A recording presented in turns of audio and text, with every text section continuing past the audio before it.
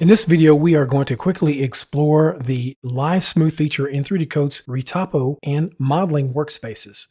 I have a model here that I may have started to construct, and if I want to see a smooth version of this, just like you would in a major 3D application where you can enable smoothing or subdivision, but at the same time see a low polygon wireframe of the original mesh. So we have the same here, except that 3D Coat sends a copy of this low polygon mesh that we have in the Retopo or modeling workspace to the sculpt workspace where it will be subdivided. Whatever adjustments we make to the low polygon version here will be reflected in the high poly version that is in the sculpt workspace. So as we make changes, it will adjust on the fly. So let's go ahead and demonstrate this by going to the select mode and then faces mode. I will hit the E key. Make sure ignore back facing is unchecked so I can select all the way through. And I'll use a rectangular lasso to select.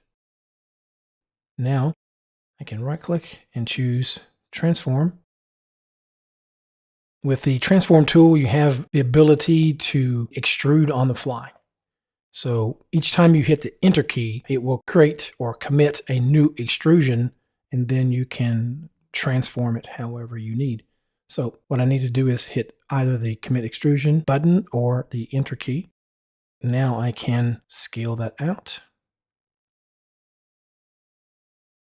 And I'll hit the enter key again, scale it in, hit the enter key one more time.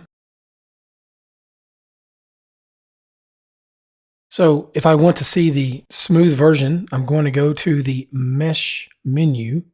I can pull that off and place it somewhere here in the viewport so that I can access it more easily. The section in the middle of the list menu is where I will find the options for Live Smooth. So I'll click on Live Smooth, and I can notice in the Sculpt Tree panel, I immediately get a new subdivided version of the model.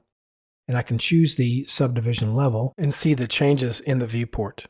So I can reduce the opacity in the toolbar here to see the sculpt object or the smooth version a little bit better.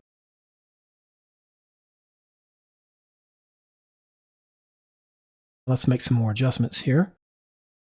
I'll hit the enter key one more time, then scale the faces inwardly a little bit, and perhaps then scale them along the y-axis.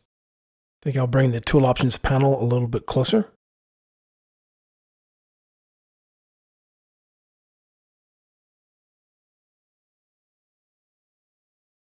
I can use the delete faces and edges tool to delete a few faces and see that reflected in the subdivided model.